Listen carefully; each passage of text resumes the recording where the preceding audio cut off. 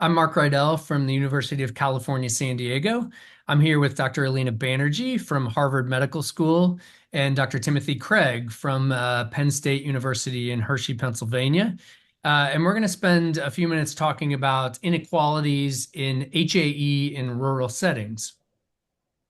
Let me share a little some broad concepts first, and then we'll dive into what we know, which isn't enough, but about HAE in rural areas. And so this won't come as a surprise to anyone, but there's a fair amount of data to show that globally, if you look at all of medicine, that residents in rural areas in the U.S. Have greater health inequality than people that live in urban or suburban locations. And if you look at a map of the United States, there's large swaths of areas that are underserved medically, that there simply aren't sufficient medical professionals or medical specialists to take care of the people that live in those areas. So there's a number of reasons for this, and of course it's complicated, but we know geography is a factor. We know there are economic barriers, and there can be higher rates of uninsured patients or lower income patients in rural areas. It can be difficult to recruit and keep physicians or other healthcare providers in rural areas, and that's particularly true for specialists who may not have a sufficient population to support a specialty practice. I would say it certainly appears to be true for allergist immunologists, which I'll share some data on that in a moment. So as we talk about HAE, recognize this is not unique to hereditary angioedema. It's been shown by the CDC data to be true for heart disease and stroke and cancer and respiratory disease. If you live in a rural area, unfortunately, you're at risk for getting a lower level of care, or at least specialist care, compared to people that live in cities. Now, when we talk about rare medical conditions, which HAE is a rare medical condition, that problem is likely to be compounded. We don't have a lot of data on HAE in rural areas, but let me share a little bit of data which suggests we may have some problems here. There are a couple of patient surveys, this is going back to 2013 and 2015, that show about 22% of people with HAE live in areas with a population of less than 20,000, so quite sparsely populated, and another 25% or so that live in towns that have between 20 and 100,000 people. So if you put those numbers together, that means almost half of people with HAE, at least based on these surveys, live in what might be considered a rural area. Now, these are surveys. You have all the limitations of surveys, selection bias, and so forth. But nevertheless, there's probably a large proportion of patients with HAE that do not live in cities or suburban areas. The other thing I'll share with you is a 2013 survey of physicians, and this was physicians who take care of HAE, and that showed that less than 20% of practices are in these population areas of less than 100,000. So you start to put these numbers together. There's a huge mismatch between where the patients live, almost 50% in these small, sparsely populated areas, and less than 20% of the specialists that take care of them in those same areas. And that leads to the concern that these people either don't have access to specialists or are having to travel away from their homes, sometimes considerable distances, to get the care that they need. And certainly travel to get medical care can be done, but it means time away from work, time away from school, and sometimes economic hardship for patients that need that specialist care. The last piece of data I'll share with you, and then interested in your all thoughts. Aleena, you did a study, a patient survey a few years ago that showed over a quarter of patients, 27% of patients, had their general practitioner, family physician, primary care physician heavily involved in the management of their HAE. Now, that's not a bad thing. We need people locally, and sometimes the more the better to help patients. But it does suggest that there's a large number, at least a quarter of patients, where they're not probably close to a specialist, which means that their primary care doctor has to take a large role in managing their condition. So these are just some numbers that suggest, yes, there is an inequality, there is a problem. with HAE care in rural areas. And we can tease that out a little bit as to what exactly, where are those pressure points and what can be done about it. But let me pause there and just ask for feedback, comments from you guys on what I just mentioned, or any anecdotes you may have from your own practice. Mark, I think it's important to highlight that patients are living in these rural areas. And while we can't assume that rural areas are necessarily underserved, that certainly is the case in a majority of areas. And so, in my experience, one of the things that I have certainly tried to do living in the New England area is if I identify a patient because they were referred to me and they live hours away, I try to collaborate or develop a partnership with their local doctor who can be their go-to for the more regular routine aspects, but provide care, offer telemedicine if that's possible. But think about ways to continue to support both the patient and the physician so the patient can live their life in that area that may be more rural, and not necessarily have to be driving multiple hours or having to think about getting an ambulance and going multiple hours in the midst of an attack, but really trying to provide that care locally.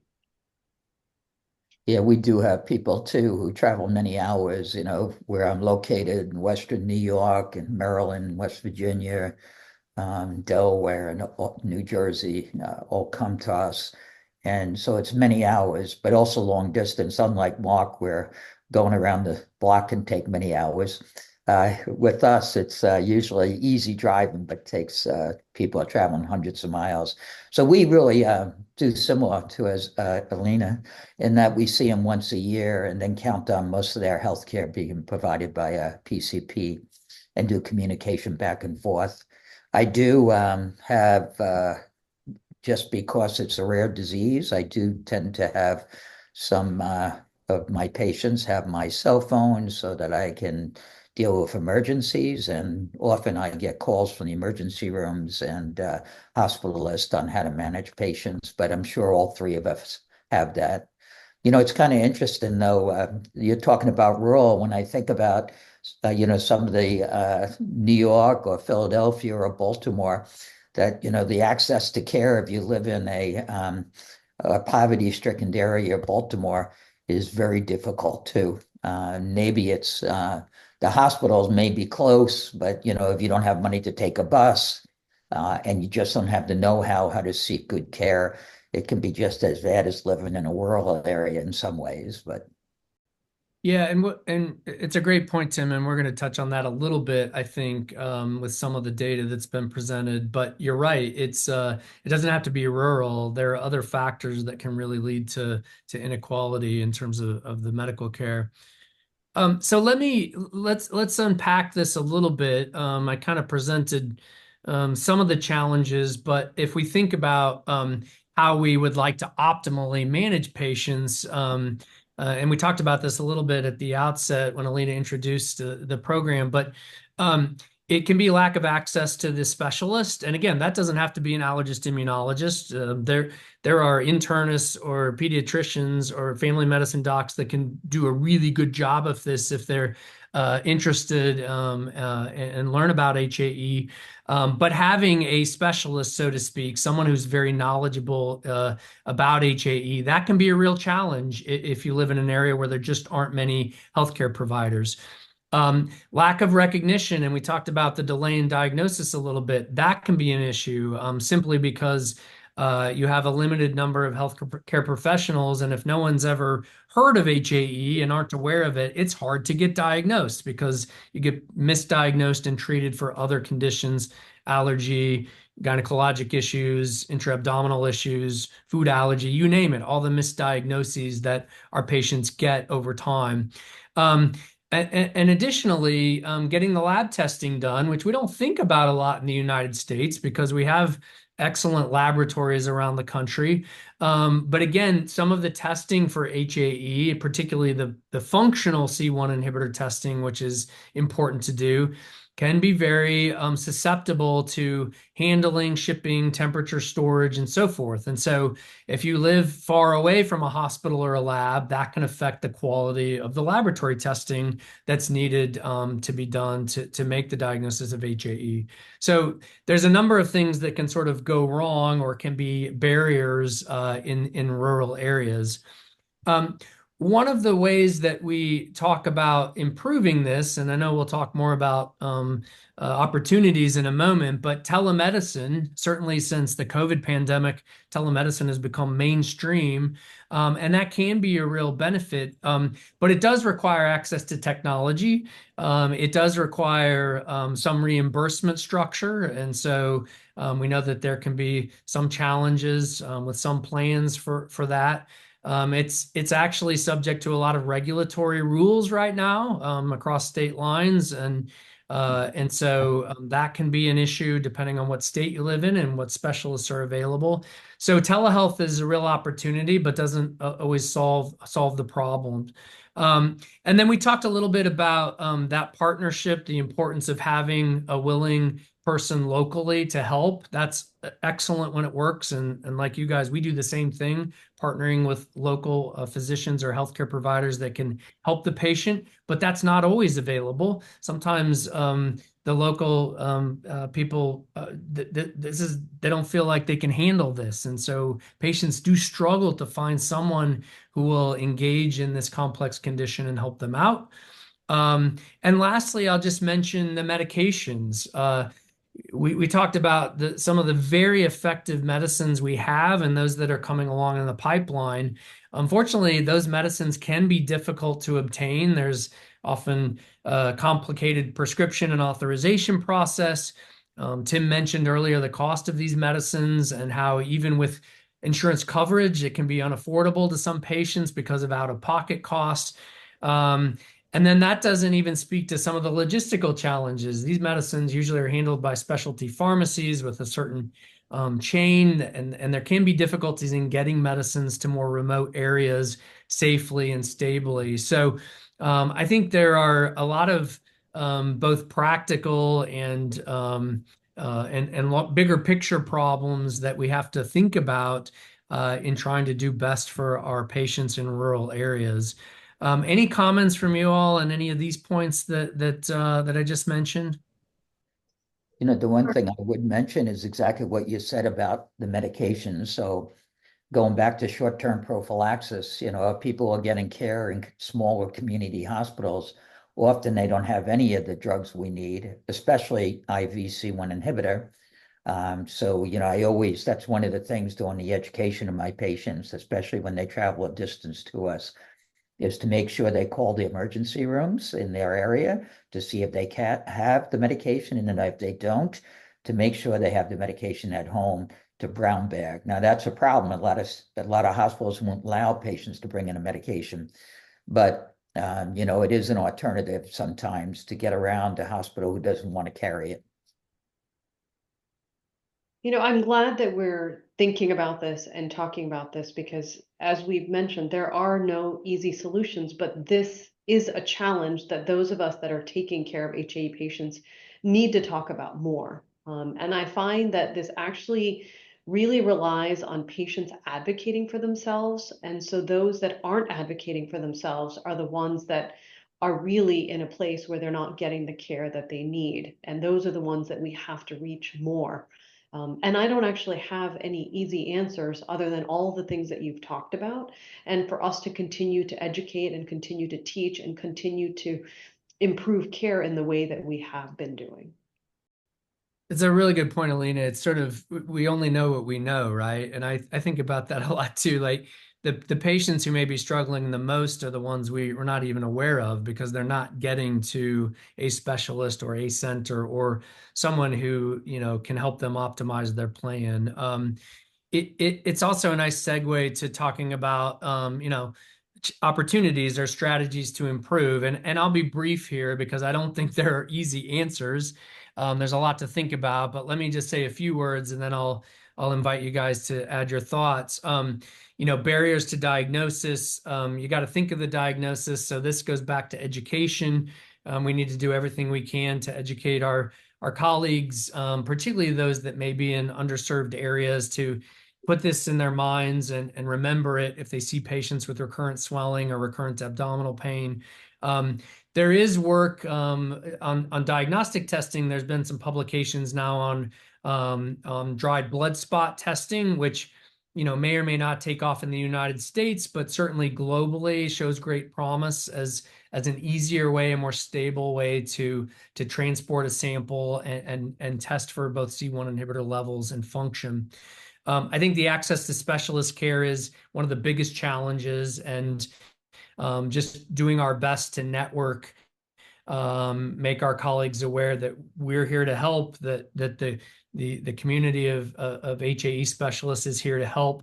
Partnering with local physicians and local healthcare providers, as we've already talked about, really critical to be successful in these areas.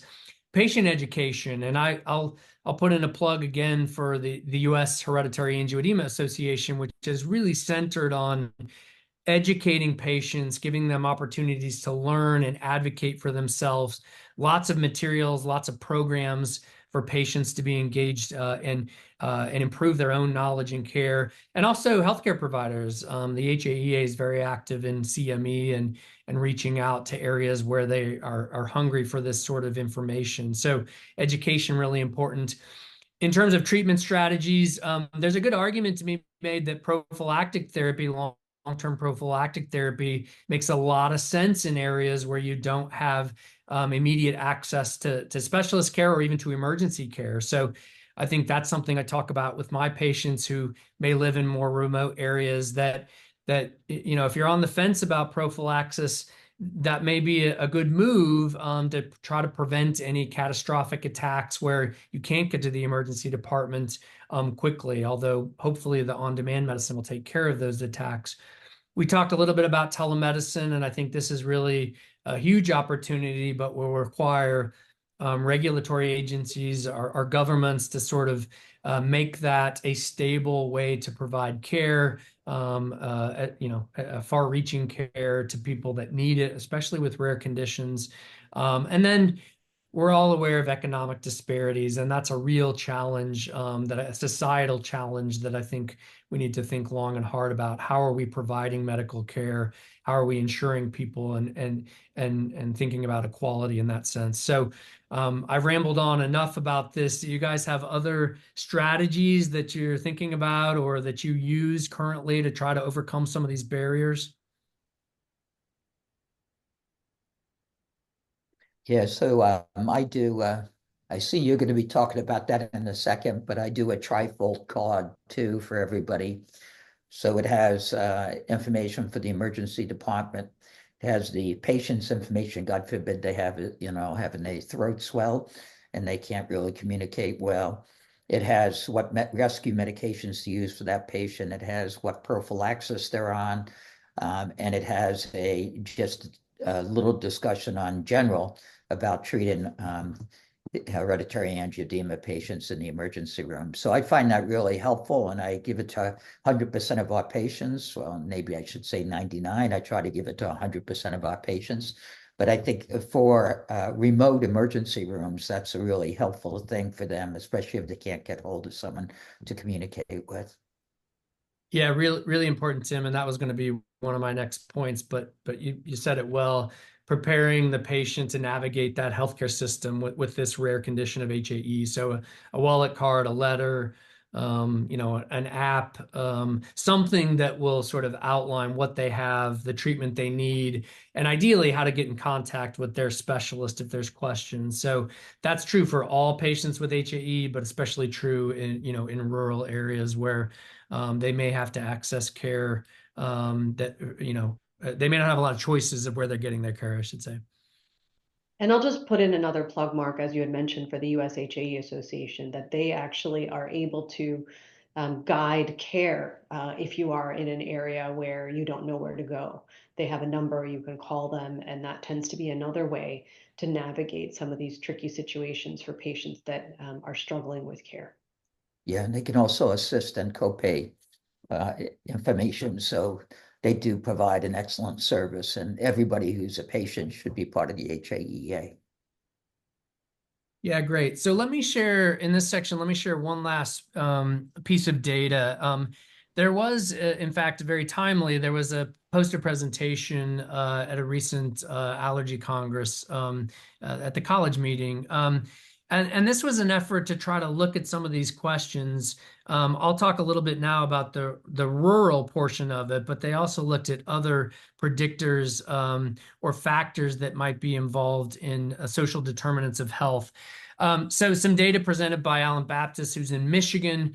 This was a retrospective claims database review. So it looked at an insurance claims database from 2017 to 2021, identified over 1,200 patients with a diagnosis of HAE, and really tried to look at these social determinants of health, namely rurality, where they lived, race and ethnicity, and then income. This has all the limitations of claims databases, right? So we don't have lab results to confirm their HAE diagnosis, but they were coded that way from their doctor. We don't know a lot about the individual patients, but you can look at what medicines were claimed, meaning if they got prescriptions for certain HAE medicines. And you can also look at claims for things like FFP, which would be potentially used to treat HAE when the modern, more proven medicines are not available. So let me just show you quickly, specifically looking at whether patients lived in a rural area versus an urban or suburban area. And if you look at a claim for a long-term prophylactic HAE treatment, so this included all the modern therapies, but it also included androgens, which are effective, but have been moved away from largely because of side effect concerns. If you look at this figure, you'll see that in the rural versus non-rural patients, those that lived in a rural area were less likely to have a prescription for a long-term HAE prophylactic medicine. You can see 27% in the non-rural and 18% in the rural areas. So not statistically different, but numerically different. And in that little box you see in the figure, that's actually a visit with an immunologist or an allergist immunologist. And so it's interesting that that's pretty close to the same, 18 and versus 17.8%. So it's interesting that they had sort of similar, at least access to specialists, but this differential in who was getting long-term prophylactic therapy. There could be many explanations for that, but it's an interesting observation. Another point that was made is that the claims for FFP were higher in the rural patient population versus those that lived in cities or suburban areas. So again, not statistically different, but 59% versus 50%. So perhaps suggests that some of the older modalities are being used for on-demand or acute treatments in the rural areas, at least a bit more frequently than in cities or suburban areas. And then if you look at visits to emergency departments or the odds of having an emergency department visit, this is sort of interesting because it's actually somewhat higher in the urban or suburban areas. We talked a little bit about how it might be difficult to get to an emergency department, or maybe you have to depend on the emergency department for your medical care. But at least this claims data showed that you're actually more likely to be in the ED in a city or suburban area than in rural areas. So I don't know if that's good or bad, but it just shows that there are at least numerical differences that we're seeing depending on the geography of where you live.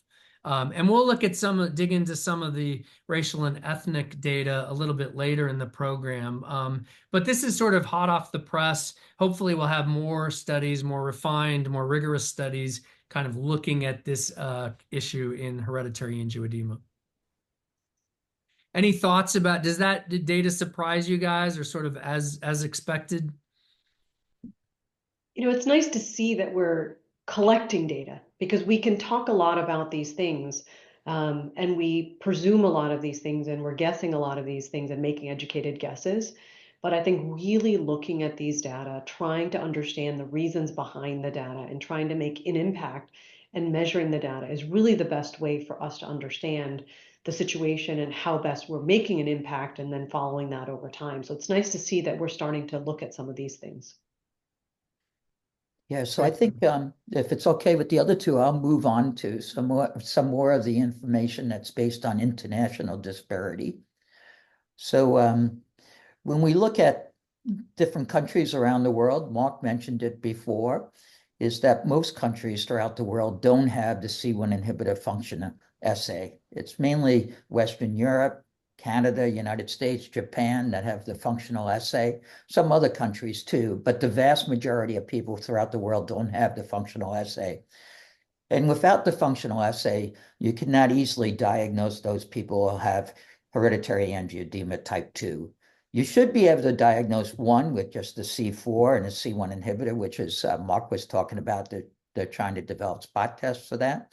And that'll at least help in a diagnosis, but you'll still miss 15% of people who have type 2. Obviously, you would also miss those people who have hereditary angioedema and normal C1 inhibitor, but that's a story upon itself. So these series of slides right now, which I'm not going to go through too closely, but what it does, it shows you that really the economics of a country determine really not only the medications, but also access to genetic tests and also access to C1 inhibitor functional levels. And so if you live in a low-income country, your ability to get anything but maybe FFP and androgens is minimal. Even in most middle-income countries, the ability to have access to these drugs is, again, very minimal. And almost all the countries that have access to all the drugs we've been talking about are mainly Western Europe, and United States and Canada. Australia and also Japan have similar drugs, but the restriction is far greater for using prophylaxis than it is here in most of Western Europe.